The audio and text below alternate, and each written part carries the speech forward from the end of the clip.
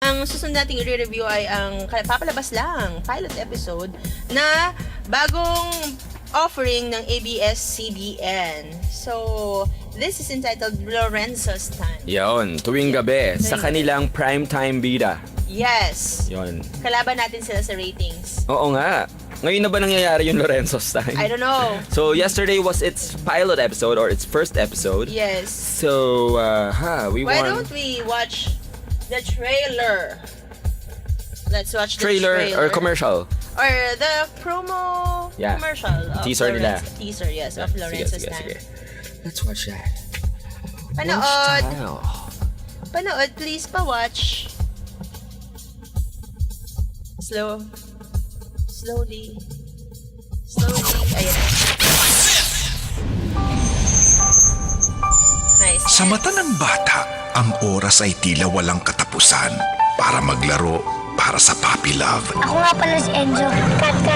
Love you, Nati Bel. Bata-bata mo pa. Ngunit sa mura niyang edad, bilang na ang mga sandali niya. Oh no, what happened to him? Pwede ba kita maging shota? Well, didn't you Gusto ko, paglaki natin. Nag-ahamon ka. Progeria, very rare genetic disease. Pinapabilis ang aging process ng katawan ng isang Progeria. tao. Is that a true disease? Yes. Ng oras. According to a website, it's a rare condition. Process is called cryonics. Lalagay niyo sa freezer. Cryonics. We have to You preserve his remember body. But once Yeah. nakagawa na sila ng gamot, we Sa will X-Men, revive si him. Iceman ang may power Before nun. you know it, mawawala ka na Avatar ng and sa kumpanyang Prometheus, to. they use cryonics. Naghahanap ako ng gamot para sa anak ko. Sa paglipas ng oras, muli siyang magigising. Enzo, Pero tila huli na ang lahat. 30 taong kang natulog. That's the bomb. Wow, 30 years Kaya to pa bang go. bawiin ang oras na And I nawala thought my 12 hours of sleep was Ano yung pamilya the ko? worst. at mga pagkakataong pinalampas. Okay, you see that Ito girl? ba yan? Wow, who's that girl? Yung bata, ma. Tawag siya ng tawag sa akin na katkat. The girl is now Carmina Paano niya Villarreal. masasabayan ang And that's her daughter. bagong dala ng panahon? Shocking! Si Carmina ang kalab team niya. Yes. Ng problema, iniwanan ng daddy That's the bago siya cat mawala. that he Hindi pwedeng buhay ang pamangkin ko. Ngayong 2012, ABS-CBN proudly presents a story about time. Starring the child wonder Zijan Haranilia, Miss Gina Paredes, Zijan pala yun, no? Zijan. Kala ko Alfred Zaijan. Vargas, James Zijan. Blanco, Romel Padilla, introducing Belinda Mariano, and Miss Ami Uy, magkasama si Carmina at si Romel. Ang pagbabalik sa Well, kapamilya magbayaw sila ni dati. Sir Dati yun. Carmina But Villarreal. they said that there's no tension in the set. Kapibita ko nga pizza. Amusuk! Well, been there. Iniisip mo, baka papatay ko siya? O baka mamaya Amosup is the Siemens Union. Binigyan ka na isang bagong buhay. Ano kung mission ko, Ate Bel? Nakikilala mo ba ako?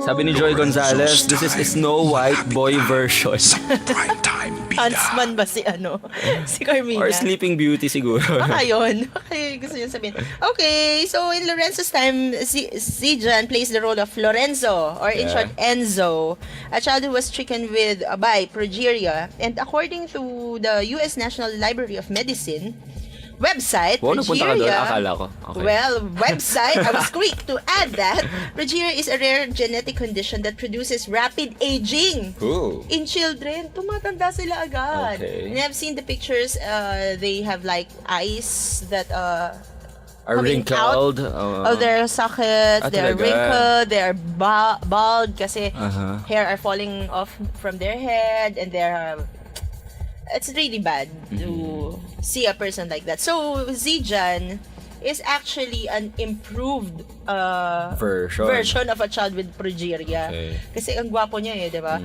But anyway, it is a rare condition that is remarkable because its symptoms is resembling normal human aging, but it occurs in young children. Uh-huh. It's also known as Hutchinson-Gilford progeria syndrome, or HGPS. And in the trailer, we have seen that he was put into a cryonic chamber. That's a chamber with a great temperature. It gives you an opportunity to sleep. And in his case, 30 years. Yung pagtulog niya. It was like sleeping in and will just wake up when the cure is there already. Yeah. But then, yesterday, during the pilot episode, we have not seen that yet. Instead, we were given the characters. Yan, nakita natin yung mga characters. So, we have seen Zijan as Lorenzo, and then his parents. His parents is played by Dimples Romana and Jan Estrada as Susan and Manuel Montreal. And then, we have also seen Eric Fructoso, or Badong. Later on, he will be played by Joel Torre.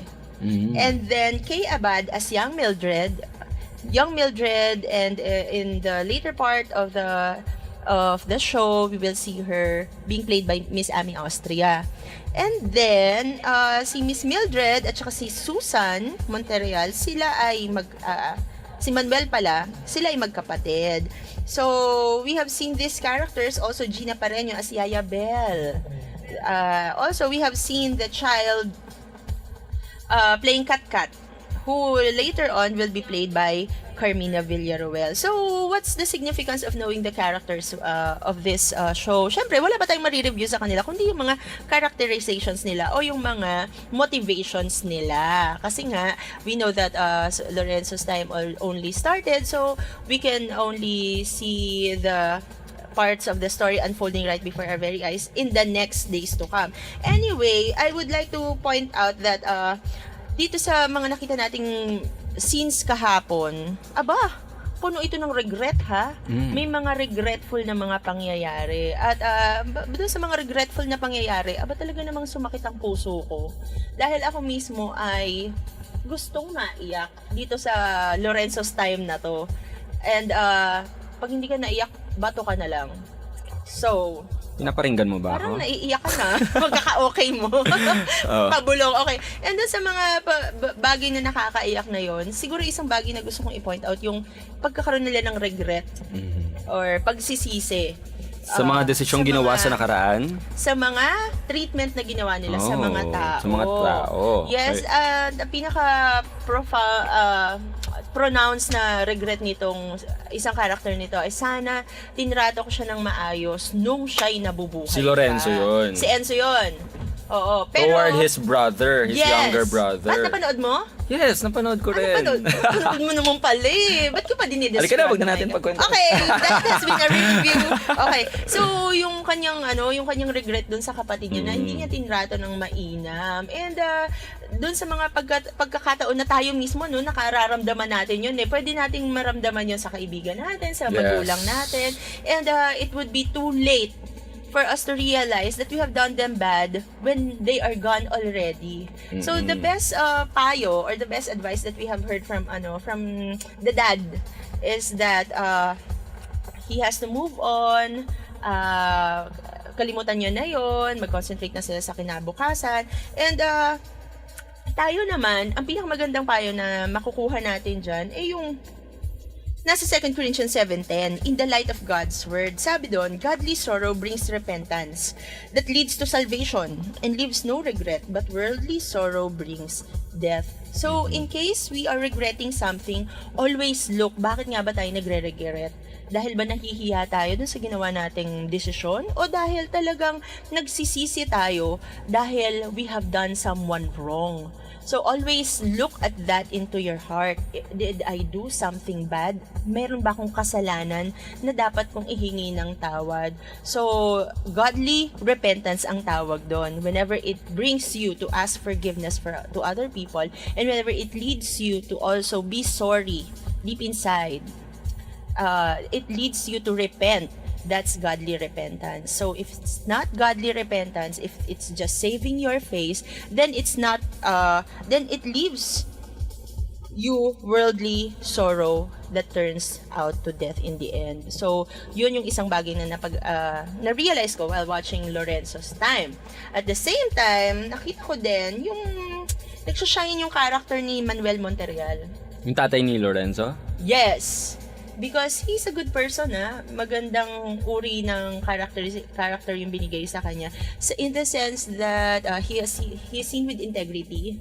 He is seen with loving people regardless of who they are. Pero yung integrity niya talaga, nag-shine talaga yun. Bakit? Dahil pinapakita niya that he's willing to care for his people. At the same time, he's willing to give his promises to them. Yung pinangako niya na tulong sa kanila, ibibigay niya yon. At nag-shine din yung character na yun dahil may kontrabida. Sino? Si Mildred. Played Played by Kay Abad. Okay. Who will be... Nagpakita na ba siya kahapon? Yes, si Kay. Parang hindi ko nakita. Dapat makita na siya kahapon. Kasi, next bang time, ano niya? gaganapan na siya ni Ami Austria. Pag nagising na si Zijan. After 30 long Si Lorenzo. years. Yes. Oo. And si Mildred, kaya nag-shine yung character din ni Mildred kasi nakita sa kanya yung selfishness, dishonesty, and also self-pity. Napakadami niyang angst sa puso niya. At sabi nga sa Isaiah 48:22, "There's no peace, says the Lord, for the wicked." So, may bida, may kontrabida. Depende ka na lang kung saan ka tatayo doon. Doon ka ba tatayo sa parte ng bida o doon ka tatayo sa parte ng wicked? Pero one thing is for sure, isa sa mga motivations nito ni Mildred, yung kawalan ng kapayapaan sa kanya, yung puso niya. Yes. Yung puso niya na laging nag-harbor ng wickedness, ng anger, nag-harbor ng jealousy, nagpa-plan ng masama towards her kapwa. So, English, towards her kapwa, sa kanyang kapwa. So, yun yung mga nakita nating bagay dito sa Lorenzo's Time. And finally, yung issue about having young love. Ilan taon na ba si, Lorenzo? It's like was not, less than 10. I was not able to take it down. Less than 10 na ba? Yeah, it's like 7 or 8. Oo. At babalikan ko lang yung regret niya kanina, no? At diniscuss natin yung godly regret. Ito naman, worldly regret. Bakit? Kasi kaya niya nasabi na gusto niya ng makipag-girlfriend dahil naisip niya, dapat wala siyang pagsisihan. Dapat wala siyang mga bagay na pagsisihan. So, nung nagkaroon siya ng opportunity, sinabi niya na kay Kat, yung kanyang love interest, na gusto kitang maging shota.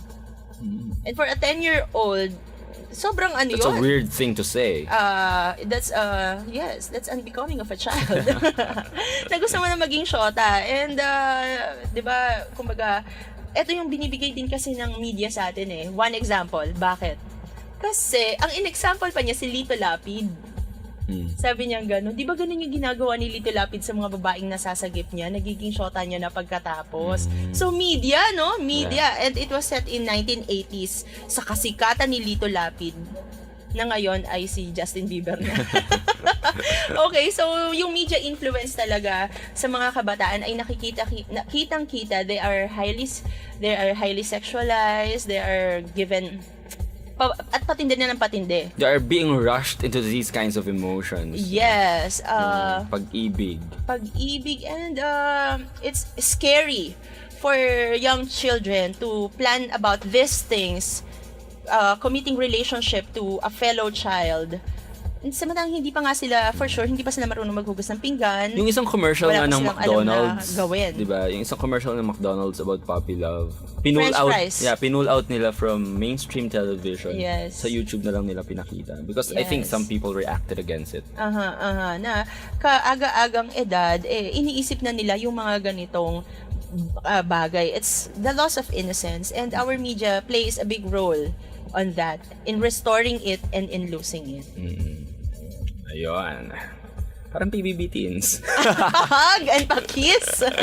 Ayan. Okay. So, this has been a review of Lorenzo's Time. Are there anything that we should watch out for in the future if we're gonna PBB watch teens? it? No, sa Lorenzo's Time. In Lorenzo's Time, I think marami pa. Kasi marami pang mag-unfold na mga sa kanila, na mga plots. I think what's interesting is how it would play out that Carmina Villarruel, the girl who plays his love interest, is so old now and he's so young.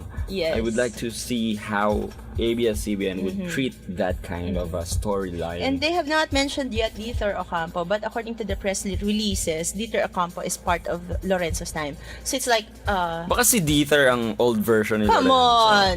Maybe they're gonna force him to grow up wala pa yata Through some medical scientific breakthrough dun, process. Pero sabi nila, it's going to be a Love triangle? Love triangle. Oh my. Diba? Interesting dahil si John talaga talented na bata. Okay, so we're gonna find out more about Lorenzo's time in the future. And this has been a review of it. Meanwhile, we're gonna take a break. You're still watching Watch Tayo only here on KKBCYN Web Radio. We'll be right back.